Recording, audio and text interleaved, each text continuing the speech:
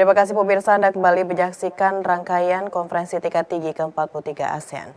Dan pemirsa, rangkaian konferensi tingkat tinggi ke-43 ASEAN di Jakarta ditutup dengan acara gala dinner atau jamuan makan malam yang menorehkan kesan spektakuler dengan sederetan hiburan dari pentas seni dan budaya yang menggemparkan hutan kota Gelora Bung Karno, Senayan, Jakarta tadi malam. Dan berikut pemirsa kami rangkum kembali momen kehebohan tersebut dalam rangkuman gala dinner KTT ke-43 ASEAN Jakarta.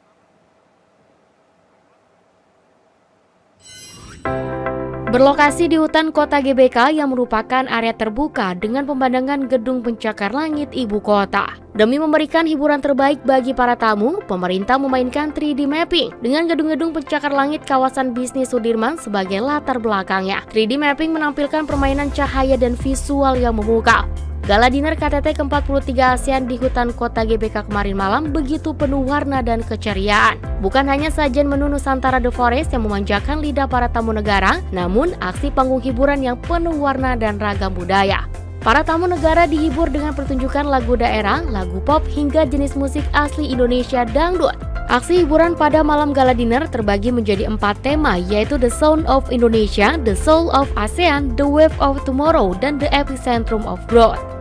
The Sound of Indonesia dibuka dengan permainan alat musik khas NTT Sasando. Sementara itu, pada tema The Soul of ASEAN, para penari menggunakan kostum dengan hiasan ikon negara tersebut.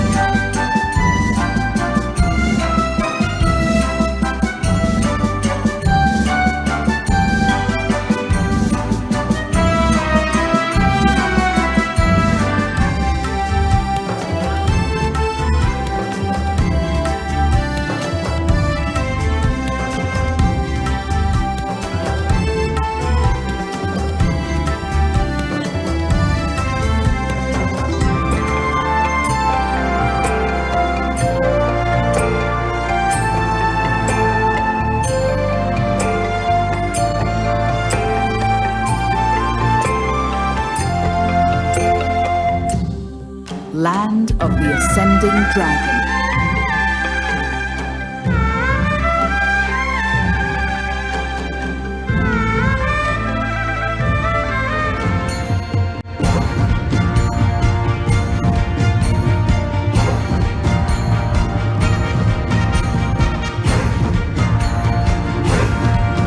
Welcome to Indonesia, the land of unity in diversity.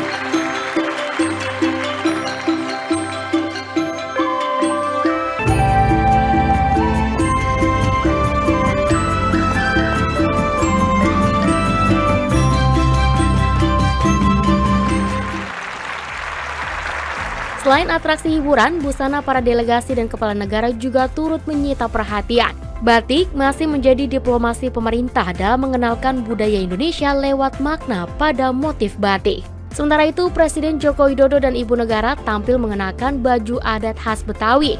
Presiden tampil dengan atribut lengkap seperti jas abang, tutup kepala dan kain bernuansa merah, serta golok dan kuku macan. Sedangkan Ibu Negara tampil cantik dengan balutan kebaya encim berwarna orange dan ungu dalam gala dinner tersebut.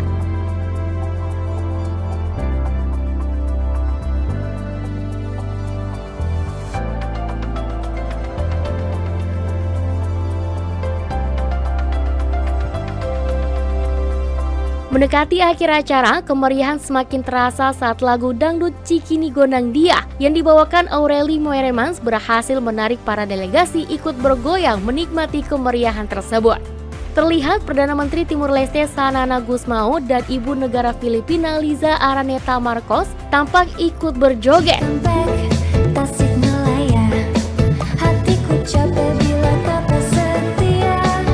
Tidak mau kalah dengan tamu negara, sejumlah menteri tertangkap kamera ikut berjoget.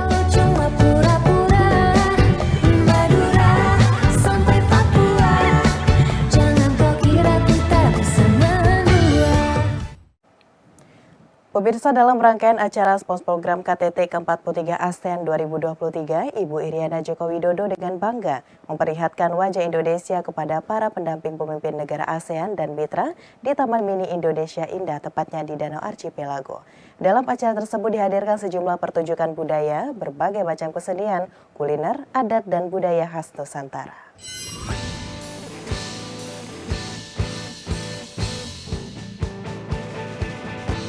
Selamat datang di Indonesia.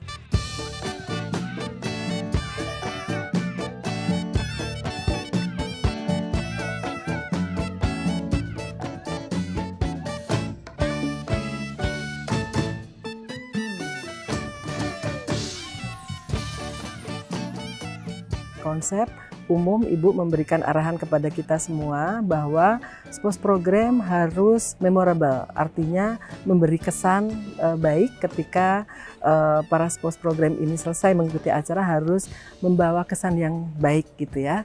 Termasuk di dalamnya adalah intimate, memberi ruang untuk interaksi sehingga tidak terasa kaku, sehingga interaksinya baik seperti itu. Nah, bagaimana caranya? Dengan mengemas dengan berbagai sajian seni budaya. Kita tadi lihat bahwa seni budaya yang ditampilkan cukup beragam ya, dari mulai menyanyi, menari, kemudian ada pencak silat, bahkan juga ada drama kolosal yang ditampilkan oleh adik-adik kita. Juga bahkan kita juga menghadirkan adik-adik dari sanggar lukis ya, di mana di sana juga ibu-ibu ini surprise karena diminta untuk menggoreskan satu goresan begitu di atas kanvas, kemudian adik-adik ini menyelesaikan lukisannya sesuai dengan apa yang mereka bayangkan, dan ini menjadi bagian dari souvenir atau cenderamata yang diberikan oleh Ibu Negara kepada para sposes di samping cenderamata lainnya. Ibu juga memberikan arahan kepada kita bahwa ini juga kesempatan untuk mempromosikan UMKM kita, bahwa banyak produk-produk lokal kita yang memang layak go internasional. Tadi kita lihat ada tas, ada fashion, ada makanan sehat, kemudian ada berbagai tampilan produk lain yang juga itu, bahkan keramik juga, yang itu juga bisa dibawa sebagai oleh-oleh para first ladies.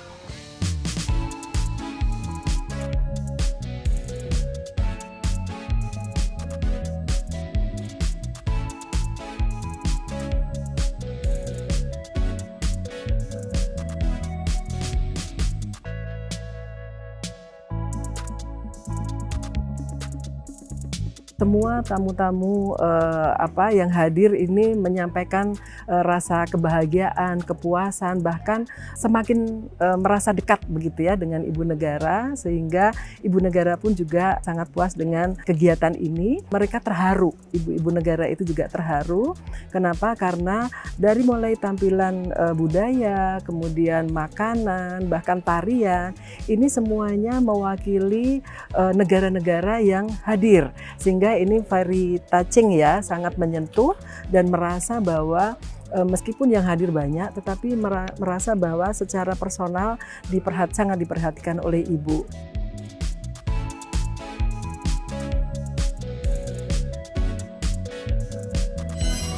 Pemirsa, Presiden Republik Indonesia Joko Widodo dan Ibu Iriana menerima kedatangan para wakil negara peserta KTT ke-43 ASEAN Jakarta di area bernuansa hutan hujan tropis di lobi Jakarta Convention Center.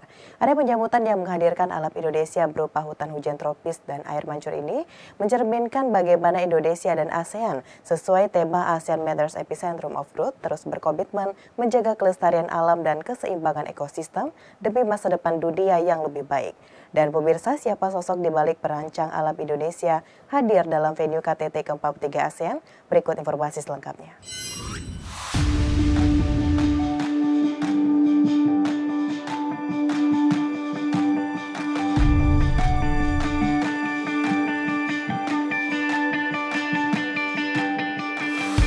Nah, untuk KTT kali ini yang ke-43 di Jakarta, di JCC, konsepnya adalah memang kita mau menampilkan alam Indonesia ke JCC yang berada di jantung ibu kota, kota metropolitan Jakarta gitu. Jadi kita tampilkan alam Indonesia dengan air terjun, itu juga konsepnya sebenarnya mencerminkan juga tema dari ASEAN Matters, Epicentrum of Growth, bahwa memang komitmen Indonesia dan negara ASEAN untuk tetap menjaga kelestarian dan keseimbangan ekosistem, walaupun kita klaim kita menjadi pusat dari pertumbuhan dunia gitu. Jadi itu adalah satu komitmen yang dijaga oleh negara ASEAN dan Indonesia, menjaga keberlangsungan kelestarian alam menjadi salah satu prioritas gitu.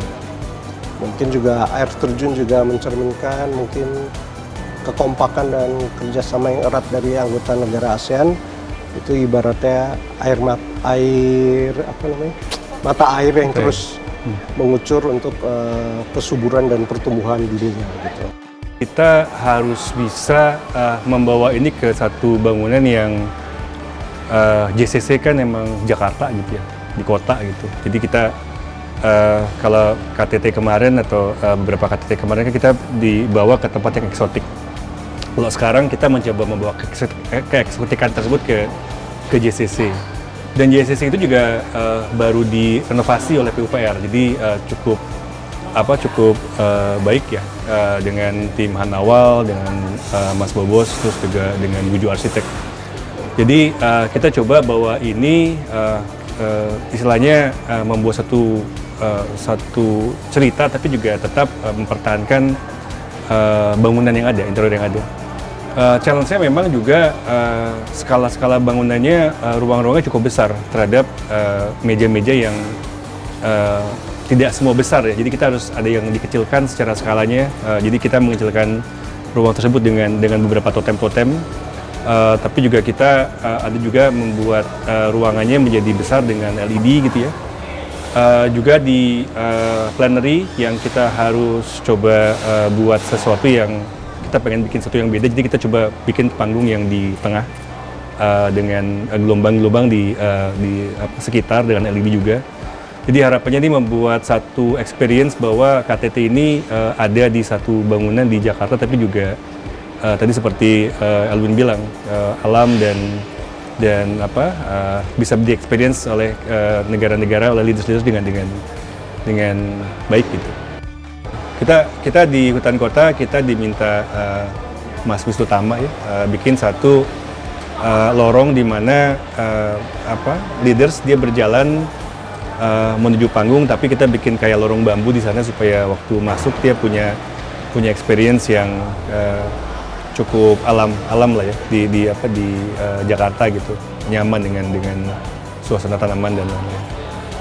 Cuman yang pasti itu kita berpikir ini di Jakarta, jadi resource-nya kan banyak dan dekat gitu ya.